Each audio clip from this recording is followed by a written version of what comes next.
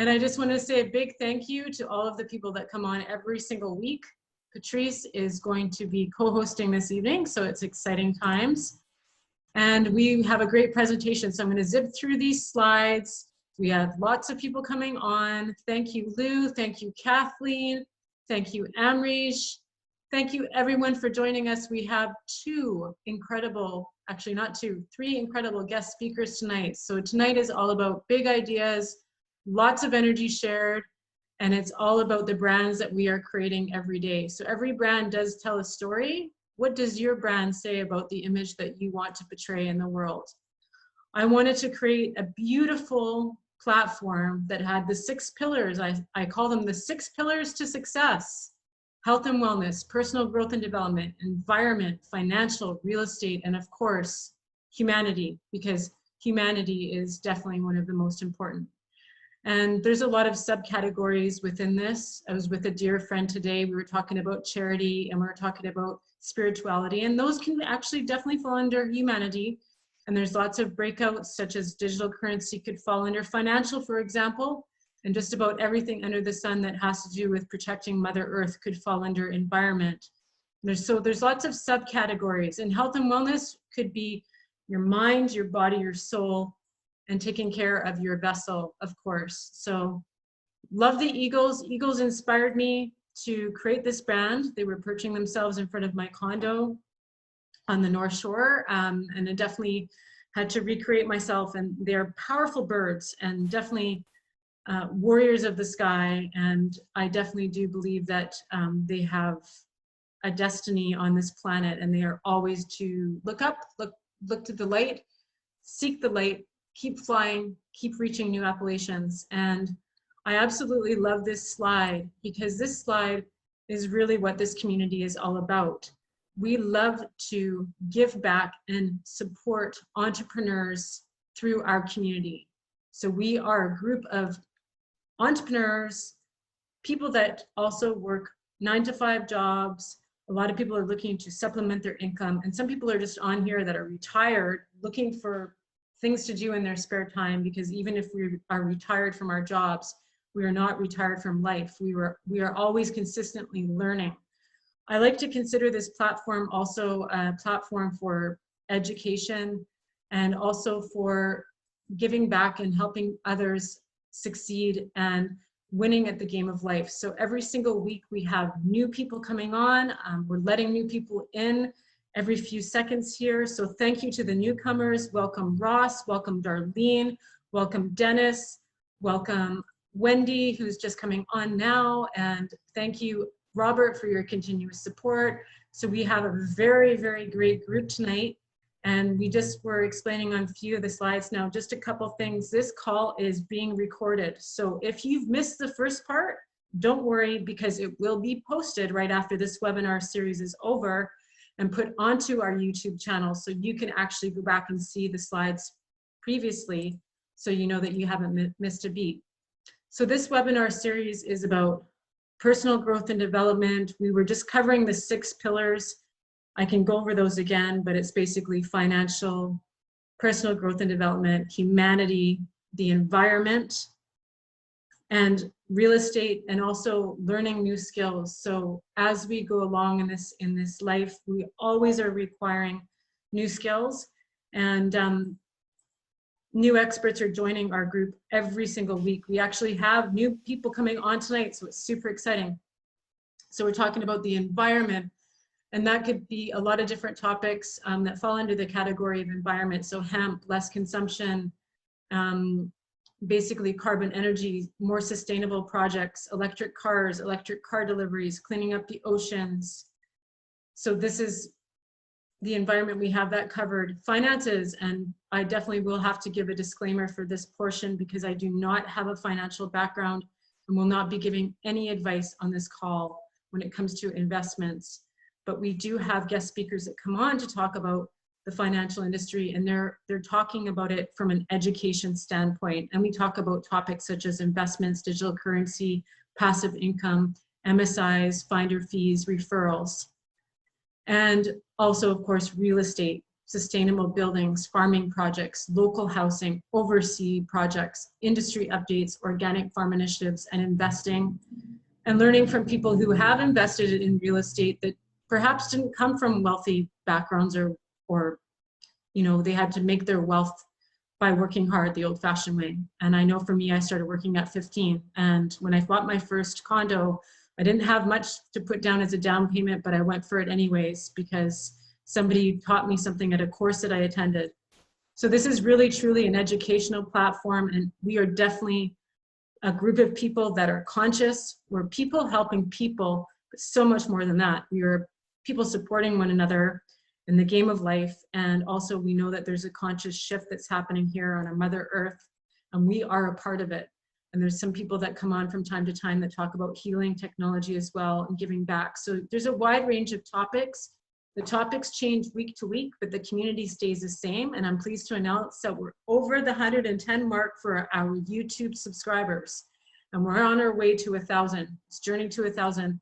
And I think we can get there by the end of summer. So this platform is really, truly a collaboration model. It's a new way actually of doing business, because you can come on here and find joint venture partners. You can find people that resonate with you, and you can build amazing relationships. And I think all of us have experienced that in this, since we started this webinar series, all of us have made a new friend or two, have acquired new business partners, and have also gained referrals for their business. So I won't classify this as a BNI, but it is kind of like a new business model because we're working more from home.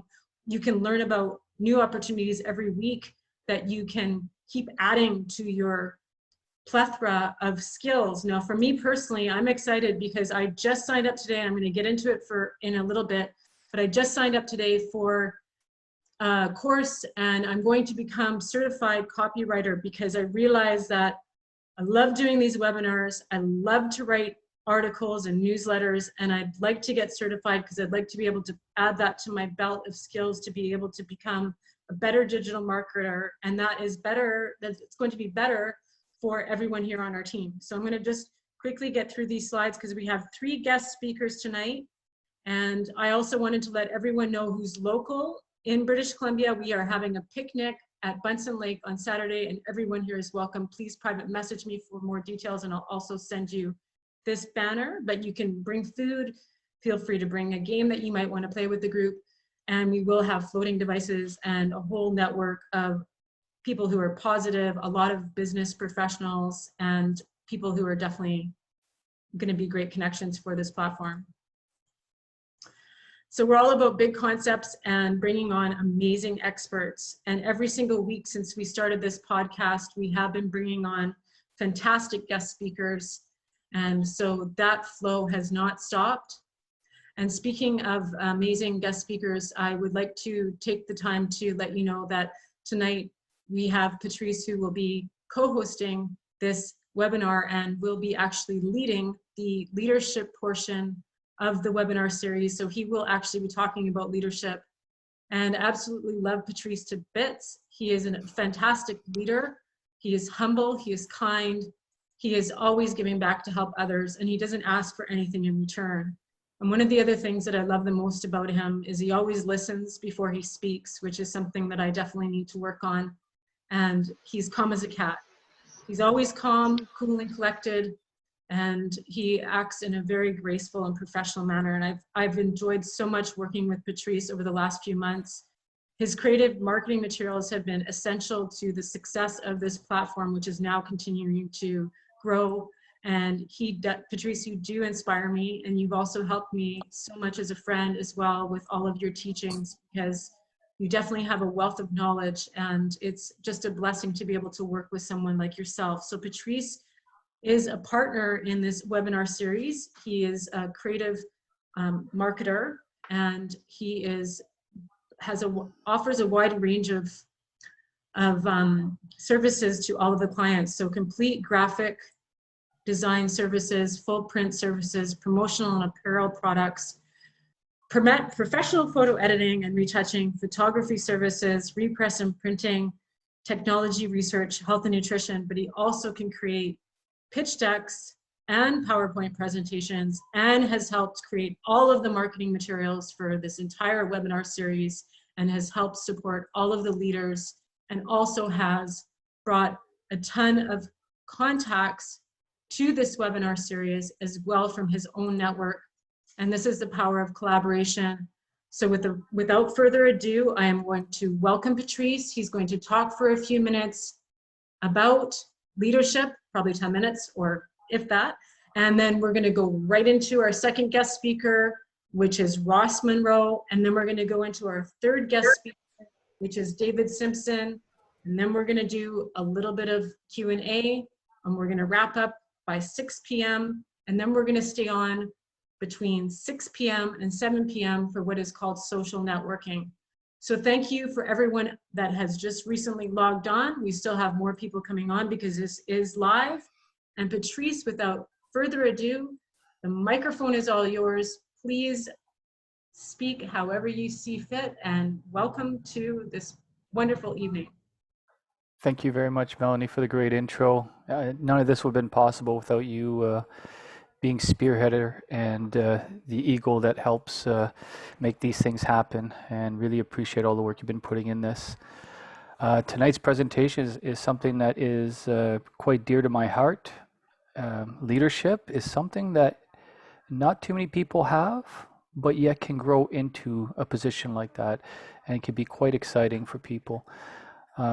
My services, my company is Creative Integrity. I started this about 4 or 5 years ago. I come from many years of pre-press experience and decided to go and venture on my own.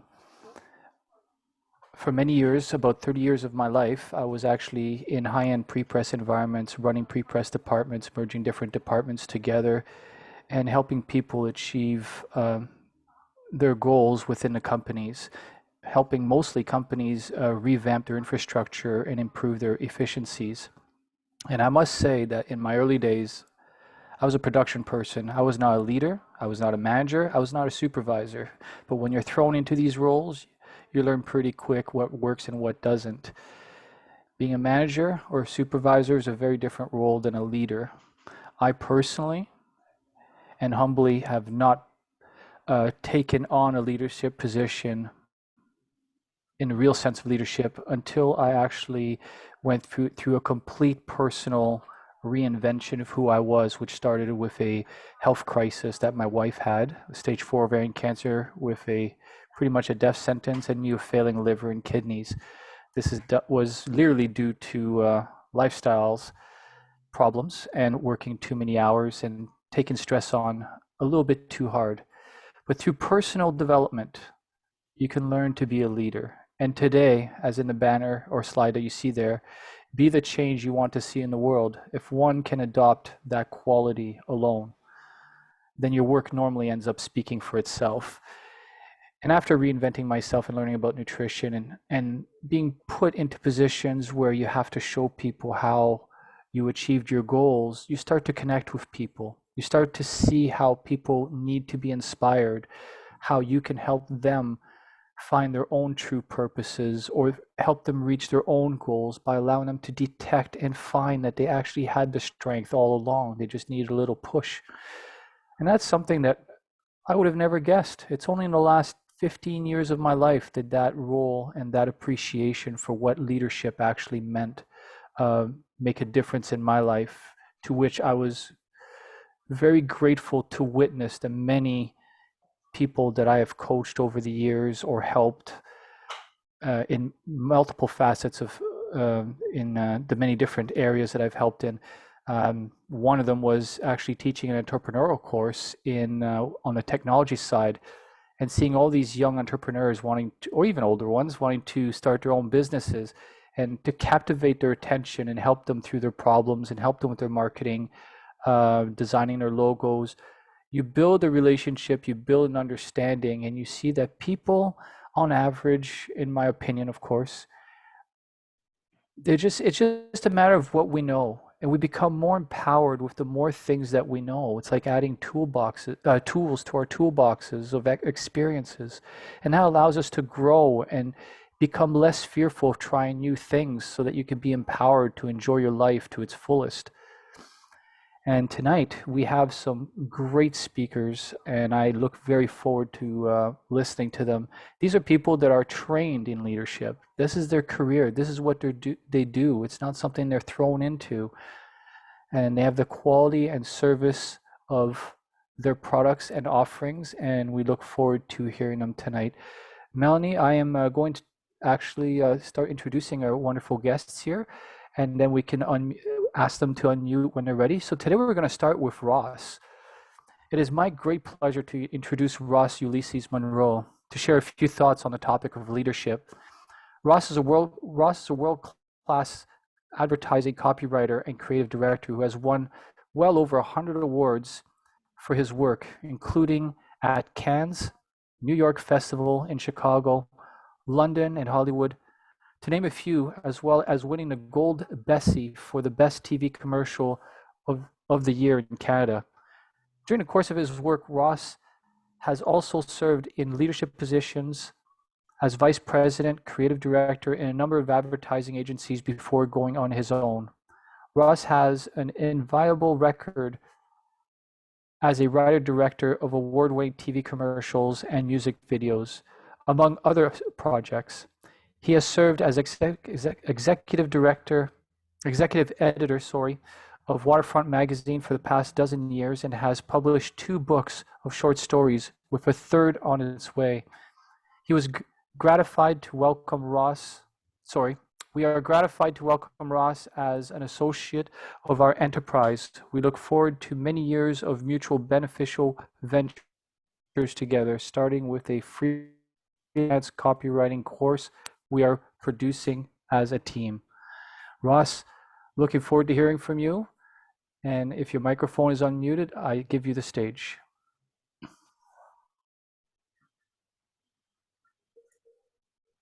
We may be having some technical difficulties. Stay tuned. Ross. Until Ross comes on. I'm going to ask him to unmute. I've done that already. So okay. In this case, I'll take a couple seconds to speak about the services I offer that Melany mentioned. One of the newest things that we've added to our company's profile is apparel.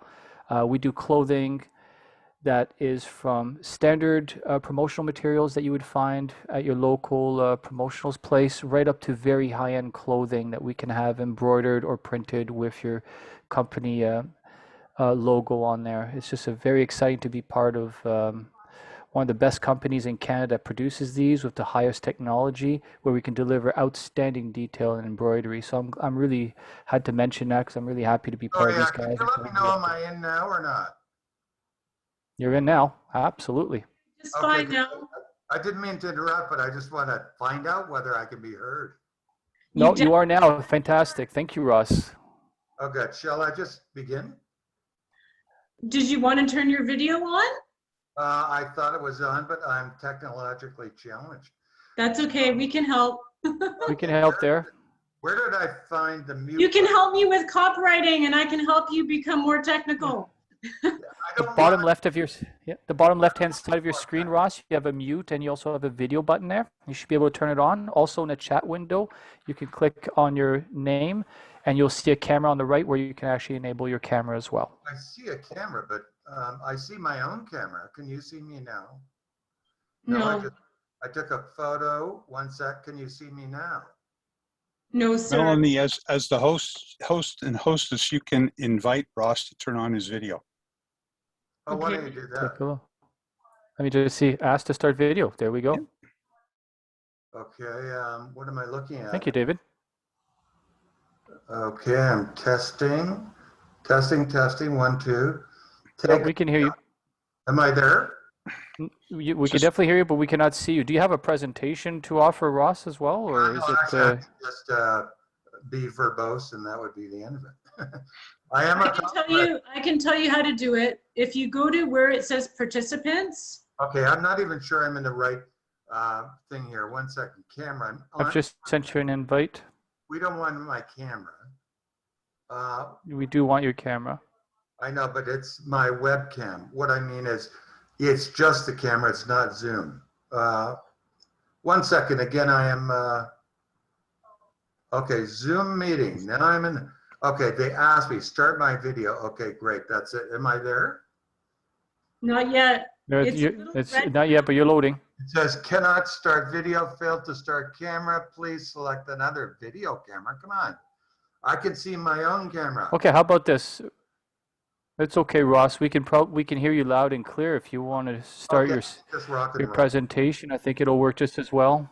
Okay, I can just rock and roll. So you can hear me? Absolutely. Okay, Yeah. great. Very clearly. So number one, I want to thank you for such a gracious introduction, Melany and Patrice. Now, I wanted to cut right to the chase here. This is about leadership. So I think there are techniques and ways of viewing things that I've only seen. The host asked me to start my video. Let's see if it happens again. Starting my video, cannot start a video, failed to start video. Video has committed suicide, it says. No, I'm just kidding. Can you hear me? Thanks. Yes, I'll need a constant reassurance that you can hear me, okay? we definitely can. Okay, Definitely loud and clear. am I yelling? Am I talking too loud? If we can hear you, I'll give you 2 thumbs down. Okay, but I can't see your thumbs down, so what can I say? Okay. Okay, am I too loud? No, you're perfect. Okay, great. So I wanted to say, number one, I thought it would have been great to do kind of a bit of a collaborative, interactive thing, but we don't have time for that. So I'm just going to rock and roll through this stuff. Okay. Now, I did not write this before. This is a direct result of my experience in leadership at the helm, creative helm of a number of advertising agencies. Plus, I perform a lot of, I've got about 2 or 3 dozen advertising agencies around the world that I do work for. And they want creative direction and strategy just as much as they want copywriting. So you can't really copyright unless you have a good strategy, and you can't really provide leadership unless you have a good strategy. So, you know, I've been very involved there. And then on Waterfront Magazine, it's primarily a good portion of it, 40% is environmental, which I love because I used to be actually a energy conservation manager for the government until I got too bored. But quite simply, you know, I interviewed the Prime Minister, and, you know, let me tell you about what a great Tai Chi master I am. No, I'm just kidding. I'm not that serious. That's the thing. Okay, but I'll just say this. When it comes to leadership, to me, there are 2 paradigms. And look, you got me started, so I can't stop. There are 2 paradigms because it is the nature of the mind to operate in opposites. In other words, if it's strong, then it's weak. It's like yin yang, right? You know, if it's resentful, then it's, you know, gracious. If it's this, it's that. If it's anything, it's the opposite. It's both. So to me, there are two paradigms in leadership. One of them is rigid and willful. And I would categorize that as being yang, okay? Willfulness includes like goal setting, tangibles, you know, goal setting, shared vision, you know, that everybody has the same vision. Resource development, that includes people, assets, location, even lists, you know, e-marketing lists or anything. Then organizational structure, that's yang, which is we're going to put the people in this order. You know, if you ran a baseball team, you'd figure out who's good at what, or certainly a football team. You can switch, you know, roles. Staff training, like one of the things that people need the most is to be able to go beyond where they were before. So they may have been assisting the art director, but suddenly they could become a food stylist. They could be specializing in food styling. They make like 4 times the money. So, you know, everybody has their own personal goals. And then there's got to be a monitoring function, which is staff evaluation, promotion, all that stuff. And a lot of a lot has been taught about this, and there have been lots of answers. So, you know, in university and school, even in the workplace, there are lots of answers. And, you know, that's really left brain. And if you're smart, then you're going to figure it out. But a lot has not been taught about the other side of it. And the other side of it is yin, okay? And it's a field that hasn't been tilled that much. Again, I just wrote this morning, so I haven't had time to vet it. But this is about surrender. It's the exact opposite of willfulness. And you have to have both of them. But I would say that surrender, and it's a yin-yang thing. So surrender is primary. That's most important. If you have, or what's the Zen saying? You know, I can't fill your cup with tea because it's already full. Your teacup is already full, so I can't pour any more tea in it. It's spilling over. So, so Socrates said, I only know that I know nothing. This is Socrates. Well, then he died, so he really knew nothing. But, or a friend of mine said, another friend of mine, like Socrates is a pal of mine, okay? But another friend of mine said, he actually got it somewhere, this is only a test.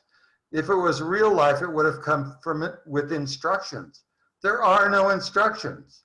So you are completely free and liberated to ad lib, to innovate, to create, but mostly to surrender. You have to open up to the moment in order to, you know, for even staff to approach you properly, or for staff to feel comfortable sharing an idea instead of taking it to a competitor, or to get ideas of your own. So the thing about this is really important, and it's important in all aspects of life, but, you know, certainly in leadership. And that is, if you're going to be a leader, you have to profoundly introspect yourself with complete authenticity and answer these questions. They're the most important questions of all, because whereas willfulness gives you answers, surrender makes you ask questions. And that is it. You got to ask questions. So these are the most important questions. Who are you anyway? Who are you really? Who are you? Even in Lawrence of Arabia, when he's out in the desert and then he finally happens on the Suez Canal, you know, he hears this big honking. I think that was it, or perhaps it was the Suez Canal. Somebody gets out anyways on a bicycle and says, who are you? That's the key question all of life is asking you all the time. Who are you? Do you like this or that? Do you like her or him? Does it taste good or does it taste bad? But also, who is tasting this? Who likes this or that? Who are you? And secondary to that is, why are you here anyway? Why are you here? You know, you got a body. Your ancestors came across the ocean to put you here.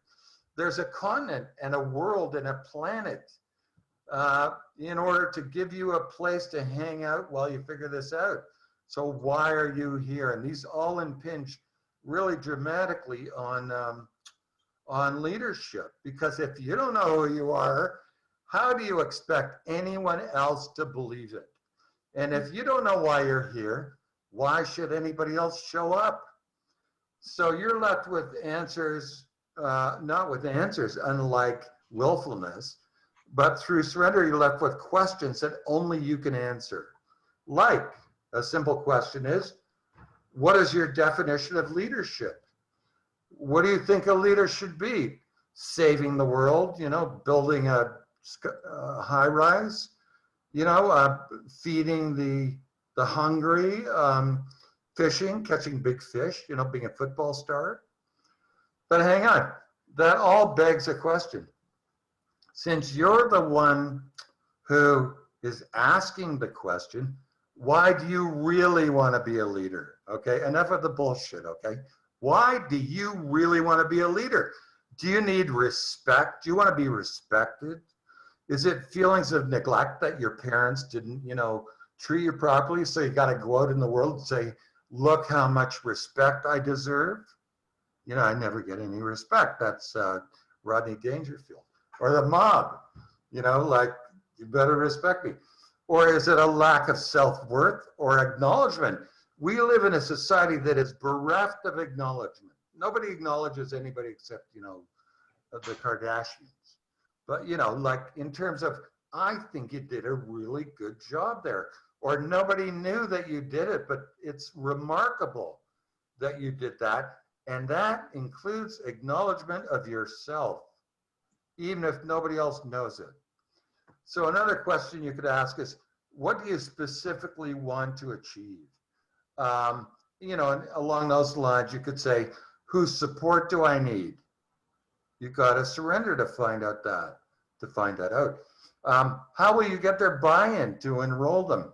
You got to find out what they want, and you have to align your goals to dovetail, or their goals actually. You got to show them why their goals can be satisfied through their association with you, and it's not money, and it's not even self-respect.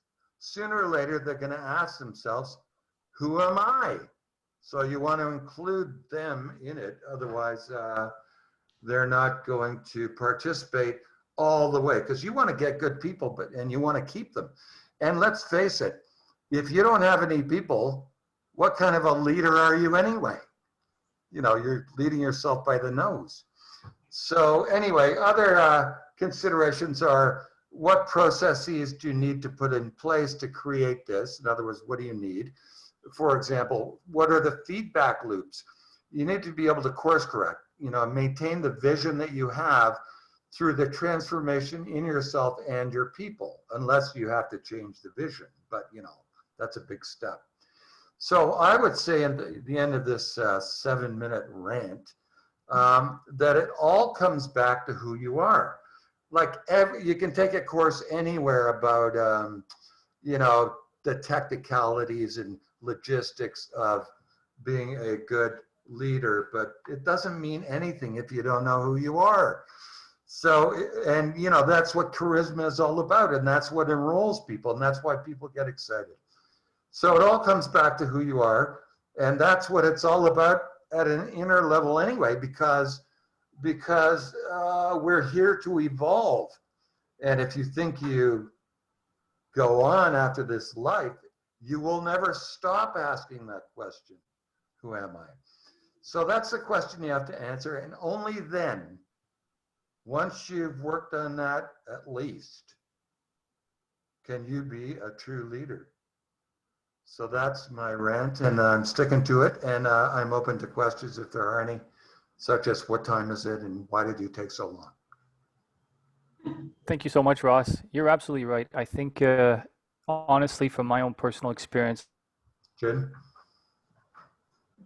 go through the dark night of the soul and emerge out of that with a purpose, or at least things that you want to accomplish, that leadership can come out of there. So yeah, you've touched on some very, very important points there, and I appreciate that. Right. Does anybody have any questions before we move on to our next guest? Melany. Hi, I just want to say thank you so much, Ross, for reaching out to me on LinkedIn and for noticing that I had a bit of a knack for writing, and also for putting together these webinars. And I really am so grateful that you took a chance on me, and I can't wait to get started on your course, which I will be starting tomorrow and Sunday.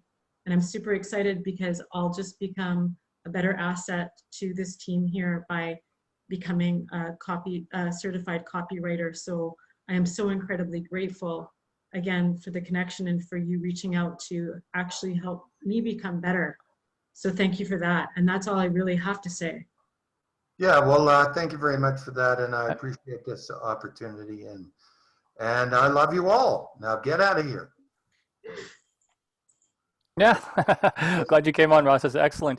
Our next speaker today, time to introduce our next I'm going to split now, okay? Because I have to go out and do something else. You taking off? Yeah. Okay.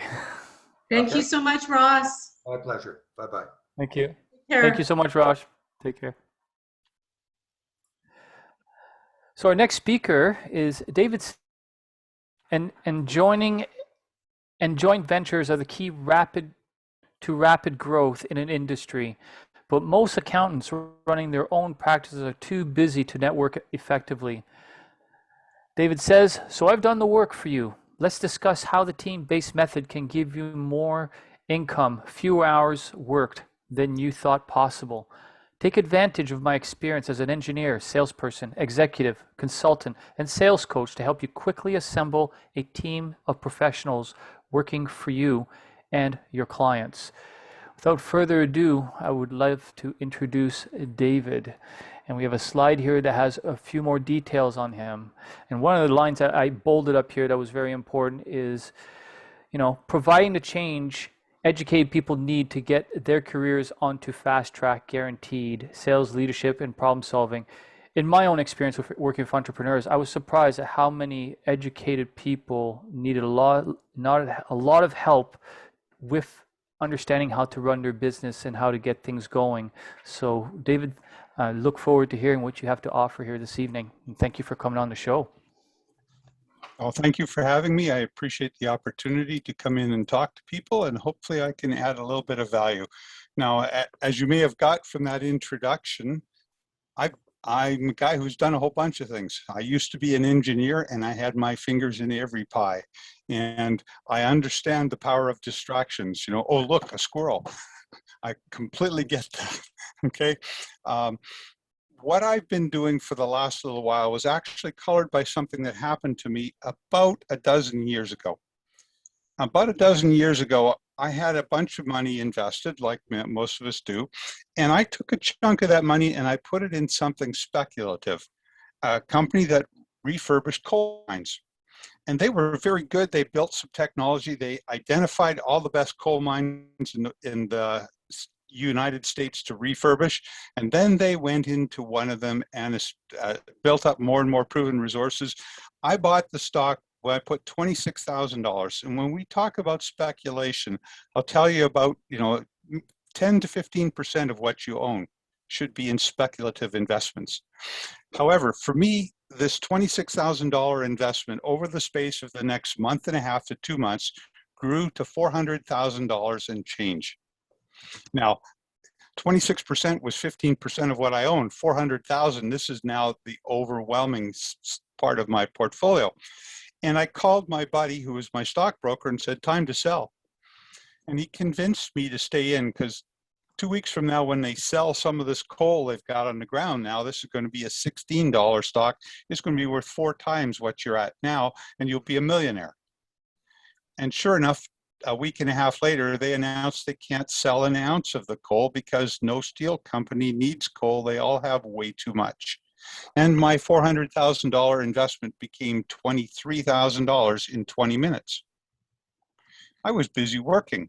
I didn't get a phone call till about 2 hours afterwards that I was now no longer on the verge of wealthiness. And so what I learned from the process is there's a whole bunch of things that we know that are ingrained into us. And we do almost all the wrong things financially. And so I'm here today to talk about understanding money and your relationship with money, because you will either be a prince or a pauper, if you remember the story. Okay, so the prince and the pauper looked identical. What made them different was their programming. So let's talk about a few examples of that programming. And by the way, yes, this is a business opportunity. We'll talk a little bit more, very slightly about that. Today, I'm focused on educating. So happy to answer comments in a general way. Okay, I'm licensed in both mutual funds and insurance, and part of the conditions of licensing is we cannot answer a direct question about product on a public forum. Cannot talk about products on this forum. Okay, so let's talk a little bit about your financial programming. So most of us, we have what I would say a less than optimal approach, a less than optimal relationship with money. We'd like to have somebody else who'd handle all that money the way our parents used to do, because we don't really know how to deal with it. And we thought our parents had it under control. And it's only once we get to a certain stage in life, we discover they didn't have it under control either. So let me ask you a quick question. This is somewhat interactive. If you want to switch your cameras on, that'd be great. But what is the purpose of our financial institutions? Go ahead and fire away if you've got an answer. Go ahead. Collect fees. Collect fees. Close. I have the answer. Go ahead, Melanie. It's so that they can get rich off our money. So they can make money for their shareholders. That's exactly what they're into, shareholder wealth maximization. They want to make money for shareholders. So if they're making money for our shareholders, can they also be making money for us? The answer, of course, is no. They tell you it's a couple percentages. Well, yeah, and they'll tell you, as they did with me, you know, you're getting 5.7%. You should be ecstatic. Everybody else is getting 2 and 3. And I know it's complete and utter crap, but I was told that. So now, so here's the real big question. Why do most of us take their advice at face value without checking into it? And so the real reality is most of us don't have the time or the inclination, or we think things are too hard. Melanie? Because we only know what we've been taught and what we've been programmed to know. We don't know what we don't know. And that's my purpose today. Absolutely. So let me give you an example of how money really works. So you get paid and you either get a direct deposit into your bank or you take your check to the bank and you put your money in there. Now, in return for giving them your money, your bank gives you some nominal rate of return.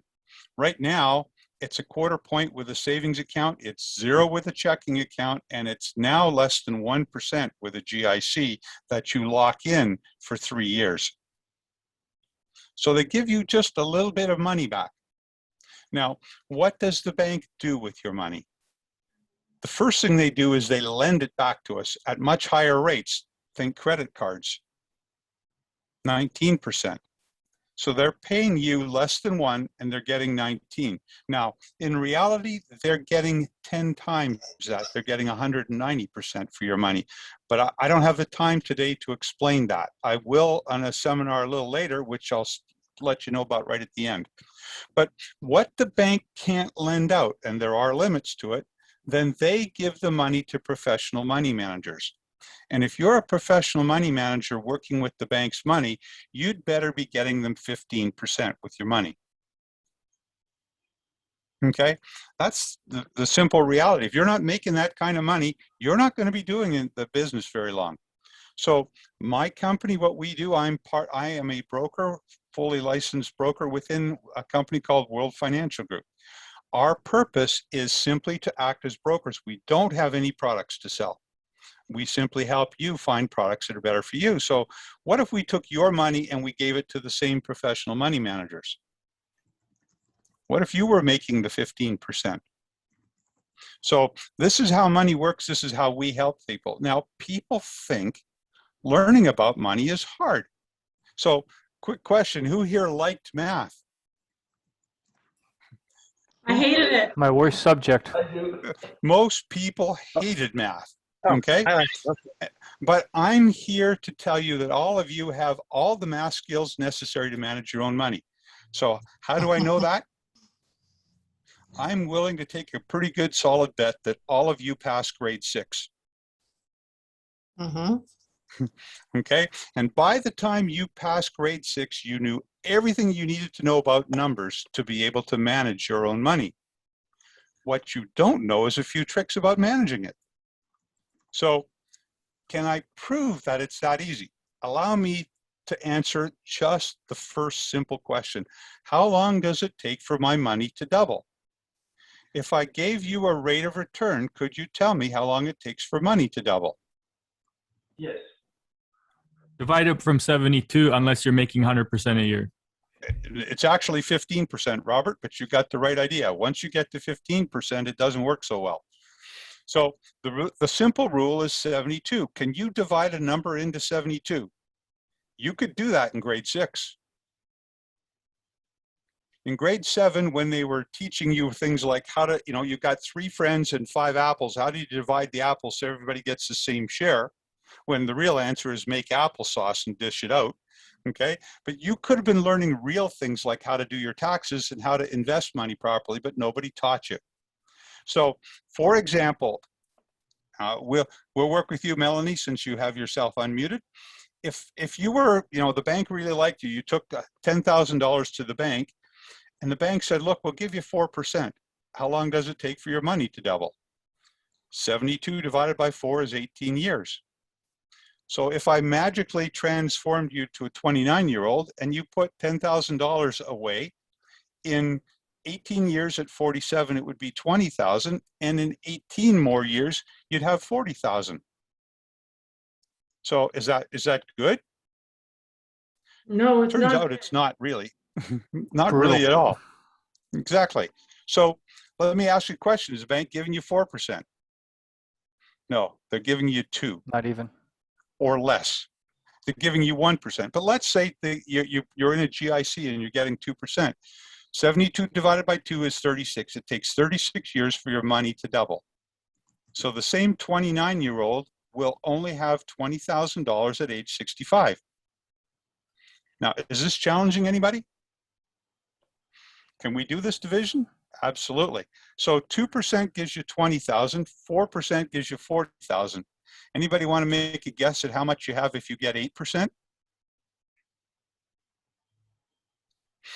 The vast majority of people answer, well, 80,000. And you'd be wrong, because every 2% doubles your money. So the bank, in the meantime, we said they got anywhere from 12 to 18%. At 12%, they now have, as you can see, 7 doubles. So at 12%, they end up with 640,000. If they get 18%, then they end up with 5.12 million. And they take the $20,000 here and they pay you off and say, thank you very much for being a loyal customer. Here's your money. We get to keep the change. And this is the way that money works for most of us. And here's the simple question. Do you care? Do you want to have some of that $5 million for yourself? Because that money is being made. Yes. And the question for you is a simple one. Do you want some? Yes. Then you need to understand about money and the way it really works. And this is just the simple stuff. So here's the second question. Our loving parents said to us, get a good education, get yourself a good job, pay off your mortgage, and save some money, and you'll be okay. Here's my question. Does that still work? Has it ever? Well, that's the second question I'll ask. So now let's look at the mortgage choice that you could make. So for most people, what they do, they buy a house, they get what's called a standard mortgage, 25-year amortization. If they got a $400,000 mortgage over 25 years at 3%, compounded semi-annually, you'll pay $1,900 a month. And at the end of 25 years, having made $570,000 in payment, the house is now yours. Congratulations. But is this the best you can do? Okay, what if we instead used a home equity line of credit, which is another form of mortgage? The difference is I only have to pay the interest. So let's pay the interest. Again, at 3%, it's $1,000 a month for the interest. And now I'll take the 900, and it's a couple, and we'll put it in 2 TFSAs, one for each of them. And we'll get just 10%. Just 10%. You heard me say that. Okay, because there's lots of funds out there that you cannot get. If you get your financial funds from a bank, you can't get them. They won't let you into them. But there's lots of funds that return 12, 15, even 20% for decades, every year for decades. But if we only got 10% for 25 years, then at the end of year 25, we take the 400,000 out to pay off the mortgage. Okay, and whatever's left over is ours. Rather than, we get the house plus whatever's left over. And that number is $720,000. Would you rather have the house and nothing, or the house and 720,000? Clearly. 720. Okay, and so the answer, there's nothing here that isn't easily possible. But here's a question for you. Why doesn't the bank tell you this? Melanie? Would you want to give away this secret? If everybody knew this secret, the bank wouldn't make money off your mortgage, because the bank is making money off of your money with your mortgage payment. And Okay. they're never going to teach you this. They're never going to show you any of these strategies ever. Yep. Why would they want to give away their money makers? Because quite honestly, even the mortgages are a little bit like, everybody thinks, oh, we own something. Oh, we got a mortgage, right? But what somebody taught me the other day was that, sometimes your money can make way more money than you. Like, what if you put your money into a mutual fund that made like 15 to 20%, just hypothetically speaking, right? Yep. It's gonna make you more money than that, and you could still do interest. I know a lot of these people that do creative stuff like this all the time, but they're people that hang out with people like you so that you can teach them this, because they don't learn from the bank. Interestingly enough, if you just wanted to pay your mortgage off, that occurs in the 13th year. Before you hit year 13, you could pay off your mortgage. And you did not pay a penny extra. So the answer is, of course, the banks aren't going to tell you this, because there's $120,000 that they would have made that you're making now. So it's not in their interest to, when their job is to maximize shareholder value, it's not in their interest to give away their profits. If you go back to the bank, if you have a mortgage and you go back and you say, why didn't you tell me about this line of credit? They'll look at you and like you're from Mars and say, well, you didn't ask. By law, they are required to offer you both of them. However, if you don't ask, they have to have both available. If you don't ask, they don't have to offer you what's not in their best interest. By the way, it turns out that the bank makes about 300% profit on your mortgage, and they only make about 150% profit on a line of credit. So they prefer a mortgage because it's much more profitable for them. Okay, so now we go back to the questions that Patrice was showing out. If we talk about those mortgage strategy, did it ever work? The answer is it did when there was no real serious long-term inflation. But with inflation, it's guaranteed that your money will go down, that this strategy will always work better. So what else should we be doing? We just gave you an idea. Okay, so here's the next question. We hear insurance, you don't want insurance, it only pays you when you die. So I don't want to buy something that only pays me when I die, right? And the people that we hear that from are people who aren't licensed for insurance. Let me tell you what, long-term insurance, permanent insurance did not exist 40 years ago. And the statement that insurance only pays you when you die was correct when all you could buy was term insurance. But now we have other types of insurance that actually cover you. When you're young, you have a lot of responsibilities. You have a mortgage, you have kids, you have all these things, you have student loans, everything you have to pay off. As you get older, you pay more in this off and you have less and less responsibility as you age. And at the same time, your wealth is growing. So we bought insurance to cover this gap on the left. But insurance companies got smart and they said, hey, there's got to be a better way. Can we also cover the gap on the right? And I'll tell you, if you're below the age of 35, the best way for you to save for retirement is actually to have an insurance policy, and I can prove it. Okay, you will have more after-tax cash flow insurance policy at the same return than you will from anything else that you could have. An RSP is the worst, and then a TFSA. Unless your income is above $150,000, in which case an RSP is better. Okay? So if you actually look at the life cycle of your money, and that's what people need to understand, it's not just how big is the pile, it's how much money does it get for me when I take it out of the pile. So there's a lot of rules in there. So insurance can be a major strategy. In fact, if you have a company, I don't need insurance, right? Because the company survives me. Company never dies, so I won't need any of this. But here's a couple of questions. You're assuming your children want to run your company. Mostly they don't, because they've seen all the struggles you went through and they don't want that. What if you want to sell it? Now they don't have anything, okay? What if your partners, if you have partners, what if they die or become disabled? Can I use the equity in my company for my retirement? Can my children just inherit the company and shut it down if that's what they prefer? And the answers to all those questions are yes, if you use insurance properly. So insurance is the answer to a lot of problems. Okay, a lot of problems that people have and they don't understand. But it's interesting that we hear about insurance from the companies that don't sell it. And if you don't offer a product, what is the thing that you do? If somebody says, what do you think about this?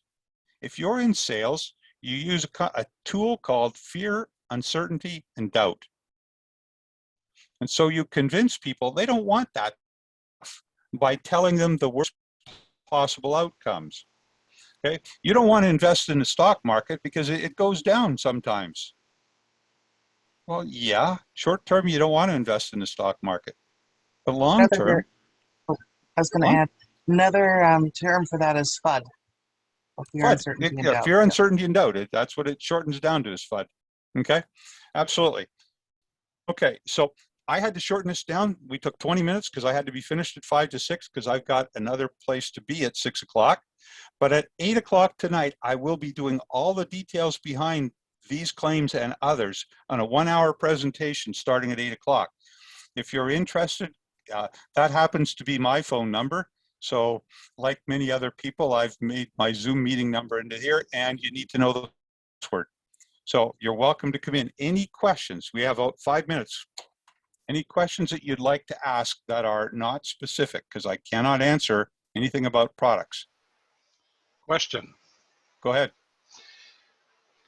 I just want everybody to know that I've known David for about 5 years, and at first I would even say skeptical of his knowledge and wisdom.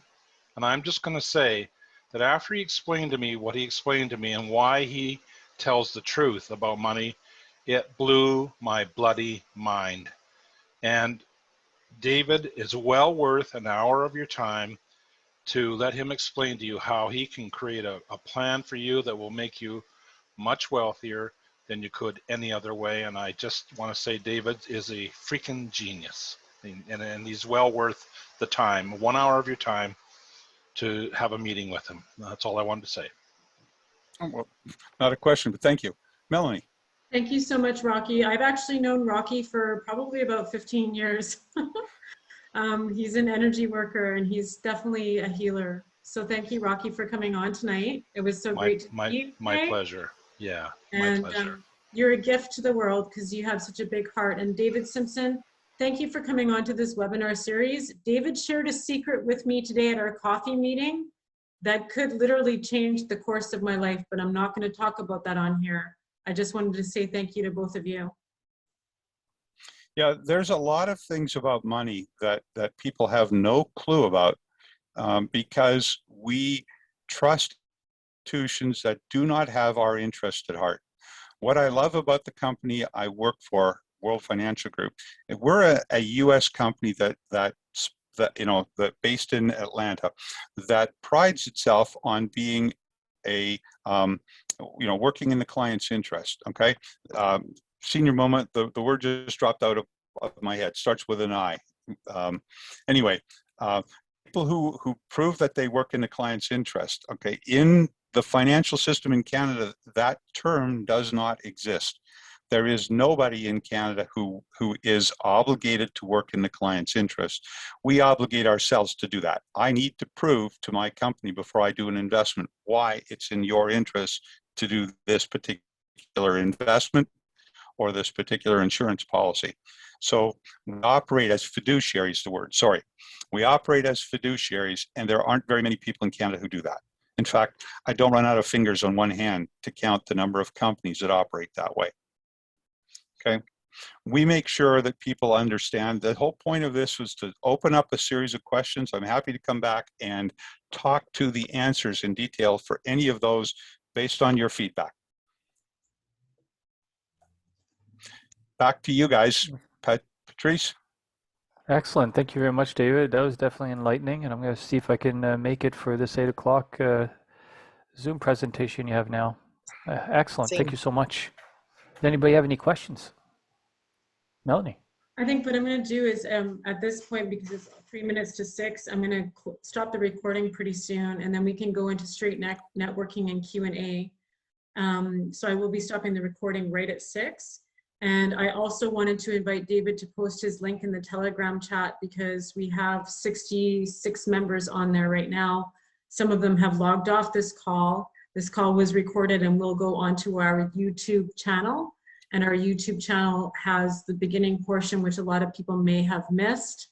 And you're welcome to come back for part 2 and present again this coming week on next Thursday, because we didn't want to cut your time short.